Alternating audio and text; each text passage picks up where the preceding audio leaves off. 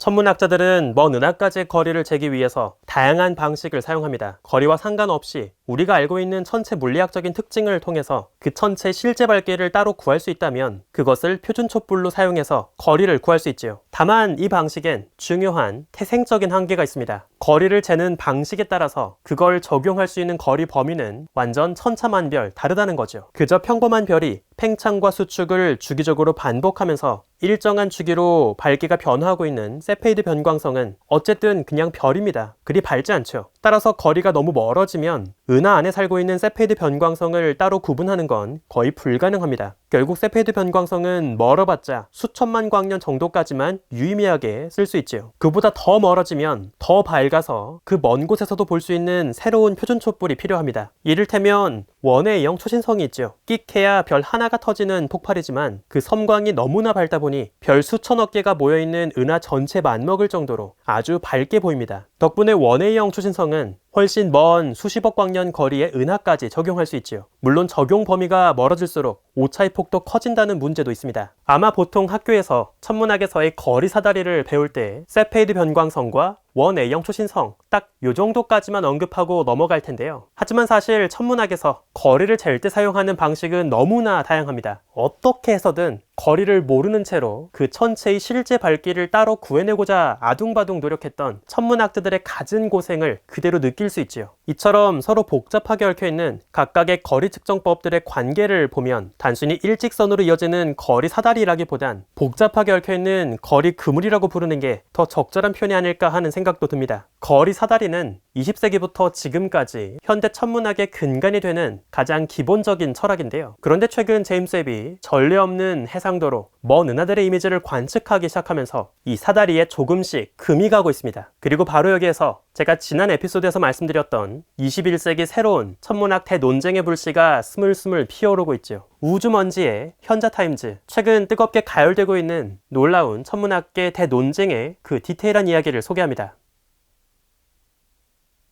시카고 대학교의 천문학자 웬디 프리드먼은 정말 우리가 재고 있는 은하들까지의 거리에 문제가 없는지를 더 체계적으로 그리고 더 객관적으로 검증하고 싶었습니다. 그래서 그녀는 흥미로운 방법을 사용했는데요. 우선 제임스 웹으로 관측된 은하 10개를 골랐습니다. 이 은하들은 각각 세페이드 변광성을 비롯해서 다양한 표준 촛불을 품고 있죠. 그리고 모두 원 A형 초신성도 품고 있습니다. 그래서 이번 결과를 바탕으로 더 먼 은하까지의 거리를 재는 데 쓰여왔던 원 A형 초신성 방식의 타당성도 검증할 수 있죠. 이번 연구에서 프리드먼의 팀이 사용한 표준 촛불은 세페이드 변광성 말고도 두 가지가 더 있습니다. 우선 하나는 TRGB, 적색 거성가지의 가장 높은 팁, 꼭대기를 사용하는 방법인데요. 한 은하에 살고 있는 별들을 모두 하나하나 분해하면 각각의 별들의 밝기와 온도를 파악할 수 있습니다. 그리고 이것을 하나의 그래프에 표현할 수 있죠. 마치 성단에 살고 있는 별들의 밝기와 온도가 어떻게 분포하는지를 확인하는 색 등급도를 은하 버전으로 그린다고 볼 수 있습니다. 여기서 확인할 수 있는 아주 흥미로운 특징이 있는데요. 바로 그 중 하나가 적색거성 가지의 분포죠. 적색거성은 별이 진화하면서 더 거대하게 부풀고 온도가 미지근하게 식었을 때의 단계입니다. 별이 계속 팽창하면서 온도는 조금씩 미지근해지죠. 하지만 별 자체가 워낙 비대하게 부풀다 보니 관측되는 별의 밝기는 꾸준히 밝아집니다. 하지만 적색거성이라고 해서 무한정 밝아질 수 없습니다. 너무 지나치게 비대해진 별은 결국 그 한계를 버티지 못하고 바깥 껍질층을 날려버리죠. 그리고 다시 뜨겁고 어두운 별로 돌아갑니다. 흥미롭게도 적색거성이 가장 안정적으로 버틸 수 있는 한계는 딱 정해져 있는 것으로 확인되는데요. 즉 은하에서 볼 수 있는 가장 밝은 적색거성의 꼭대기 밝기는 얼추 비슷할 것이라 볼 수 있죠. 적색거성 가지의 가장 위쪽 끝에 있는, 즉 은하 안에서 가장 밝게 빛나는 적색거성 자체의 밝기를 일종의 표준 촛불로 사용하는 셈입니다. 이러한 방식을 TRGB 방법이라고 부르지요. 이번 연구에서 활용한 또 다른 표준 촛불은 JAGB, 점근거성 가지라는 별인데요. 이 별들은 무거운 별들이 오랜 세월 동안 핵융합을 하면서 오히려 산소보다 더 많은 탄소를 머금게 되는 별입니다. 그래서 탄소별, 카본스타라고도 부르죠. 이런 화학적인 특징 때문에 탄소별은 특히 가시광보다는 살짝 더 파장이 긴 근적외선 영역에서 유독 밝게 빛을 낼 수 있습니다. 적외선에서 아주 밝게 보이기 때문에 먼 은하에 있더라도 그 모습을 포착하는 것이 그리 까다롭지 않죠. 물론 탄소별들의 밝기가 완벽하게 일정한 건 아니지만 지금까지 관측된 탄소별들의 밝기 분포를 보면 특정한 평균 밝기를 중심으로 꽤 깨끗한 정규 분포를 그립니다. 그래서 천문학자들은 약간의 통계적인 오차를 감안하고서라도 이 탄소별을 나름 그 실제 밝기를 알 수 있게 해주는 부수적인 표준 촛불로 활용하고 있죠. 특히 탄소별이 제임스 웹의 관측에서 유리한 이유는 제임스 웹이 바로 이 근적외선을 관측하고 있기 때문입니다. 프리드먼은 우선 자신의 연구 멤버들을 세페이드 변광성, TRGB, 그리고 탄소별 이 세 가지의 표준 촛불에 따라서 세 팀으로 쪼갰습니다. 그리고 각각의 팀마다 표준 촛불을 한 가지씩만 골라서 그것만 가지고 10개 은하들의 거리를 새롭게 구하도록 했지요. 재밌게도 프리드먼은 각 팀이 서로 정보를 공유하지 않도록 철저하게 관리했습니다. 공정한 비교를 위해서 최종 결과를 함께 모여서 까기 전까진 모두 서로의 연구 진척을 알 수 없도록 일종의 블라인드 테스트를 진행한 거죠. 몇 개월이 지난 뒤 각각의 연구팀은 각자의 계산 결과를 들고 한 자리에 모여서 서로의 결과를 확인했습니다. 그 결과는 굉장히 흥미로웠습니다. 세페드 변광성을 가지고 우주의 팽창률을 구한 결과는 72.5km/s/메가파섹입니다. 5월 전부터 은하들의 후퇴 현상으로 추정했던 우주의 팽창률과 비슷한 결과죠. 반면 나머지 두 가지 표준 촛불로 구한 결과는 굉장히 다른데요. TRGB로 구한 결과는 69.85입니다. 탄소별 제2AGB로 구한 결과는 67.96이죠. 세 가지 값을 모두 평균 내면 대략 69.96 플러스 마이너스 2km/s/메가파섹입니다. 여기서 흥미로운 건 세페이드 변광성이 아니라 TRGB와 탄소별로 구한 결과가 바로 우주 배경 복사로 관측했던 우주의 팽창률 69와 너무나 잘 맞는다는 사실입니다. 애초에 허블 텐션이라는 미스터리는 우주 배경 복사로 구했던 우주의 팽창률이 은하를 관측해서 구한 우주의 팽창률과 맞지 않았기 때문에 논란이 되고 있는 이슈인데요. 그런데 프리드먼의 연구가 보여주듯이 세페드 변광성이 아닌 다른 두 가지 표준 촛불 TRGB와 탄소별로 구한 은하의 거리를 활용한다면 허블 텐션은 깔끔하게 사라집니다. 은하를 직접 관측해서 구하건 우주 배경 복사를 관측해서 구하건 우주의 팽창률이 모두 69 언저리로 나오기 때문이지요. 혼자서 값이 팍 뛰고 있는 건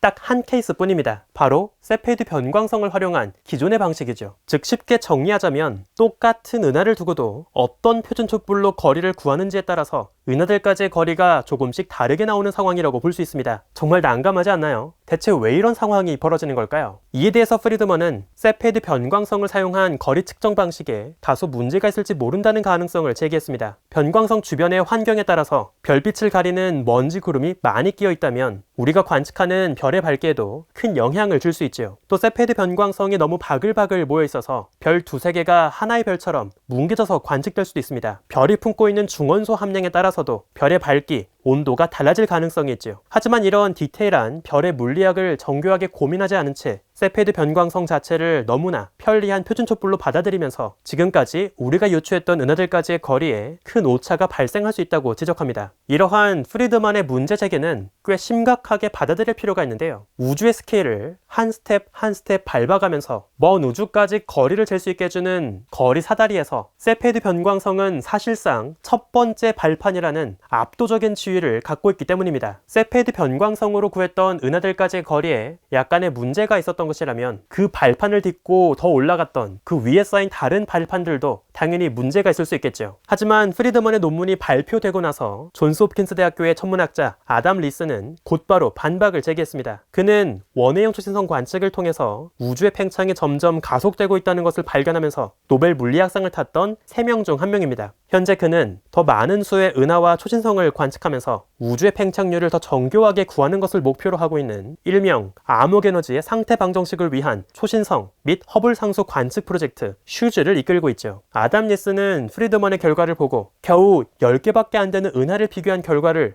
너무나 확대해석하고 있다고 문제를 제기했습니다. 예를 들어 자신의 팀이 허블 우주망원경으로 관측한 42개 은하까지의 데이터를 더 모아서 결과를 비교해보면 세페이드 변광성으로 구한 결과도 다른 표준 촛불로 구한 결과와 크게 다르지 않은 결과를 얻는다고 주장했지요. 반면 프리드만은 리스의 반박에 대해서 다시 재반박을 했습니다. 오히려 자신들은 통계적으로 더 공평한 비교를 하기 위해서 모두 제임스 웹으로도 관측이 완료된 딱 은하 10개에 대해서만 분석을 진행한 것이라 설명했지요. 하지만 이에 대해서 리스는 또다시 재반박을 하면서 이미 자신의 슈즈 연구팀이 세페이드 변광성과 TRGB로 구한 은하의 거리가 일치한다는 결과를 확인한 적이 있다는 근거를 제시했습니다. 이처럼 프리드먼과 리스 사이에서 벌어지고 있는 첨예한 갈등은 허블 텐션이라는 고전적인 논쟁보다 더 혼란스럽게 느껴집니다. 분명 똑같은 망원경으로 관측한 똑같은 은하들의 데이터를 근거로 두 팀은 전혀 다른 결과를 이야기하고 있으니까요. 만약 프리드먼의 주장이 사실이라면 그동안 천문학자들을 괴롭게 했던 허블 텐션이란 미스터리는 예상과 다르게 너무 시시하게 풀릴 수 있습니다. 암흑 물질과 암흑 에너지의 근간을 뒤흔드는 그런 대단한 물리법칙의 변화는 필요하지 않을 수 있습니다. 애초에 세페이드 변광성으로 쟀던 은하까지의 거리에 다소 오차가 있었을 뿐이고, 그래서 우주 배경 복사로 쟀던 우주의 팽창률과 잘 맞지 않았던 것일 뿐이라고 설명하면 허블 텐션의 미스터리는 아주 쉽게 풀리죠. 하지만 이건 오히려 더 난감한 문제를 남깁니다. 그렇다면 그동안 세페이드 변광성을 활용해서 재왔던 은하까지의 거리를 다시 세심하게 조율해야 하는 문제가 생기니까요. 반대로 리스의 주장이 맞다면 결국 허블 텐션은 그대로 풀리지 않은 채 남게 됩니다. 답답한 상황은 별다른 변화 없이 계속 이어지게 되겠죠. 하지만 다행히도 세페이드 변광성으로 구했던 은하까지의 거리에는 큰 문제가 없었다고 안심할 수 있게 됩니다. 우리는 앞으로도 그동안 해왔던 것처럼 세페이드 변광성으로 우주의 스케일을 재고 거리 사다리 발판을 조율하면 되겠죠. 이처럼 두 명의 천문학자가 직접 얼굴을 까고 전면에 나서서 아주 첨예하게 갈등하고 있는 21세기 버전의 대논쟁. 과연 우리 우주는 둘 중 누구의 이야기에 더 잘 맞는 모습을 보이고 있을까요? 과연 20세기보다 더 치열하게 벌어지고 있는 이번 21세기 대논쟁의 결과는 어떻게 끝나게 될까요? 셰플리와 커티스 사이에서 벌어졌던 대논쟁이 결국 에드윈 허블이라는 생뚱맞은 제3자에 의해서 해결되었듯이 어쩌면 또 다른 생뚱맞은 천문학자가 새로운 실마리를 들고 올지도 모르겠습니다. 우주먼지 현자타임즈, 오늘은 여기에서 마칩니다. 구독과 좋아요도 부탁드릴게요. 우주먼지 여러분, 감사합니다. 안녕!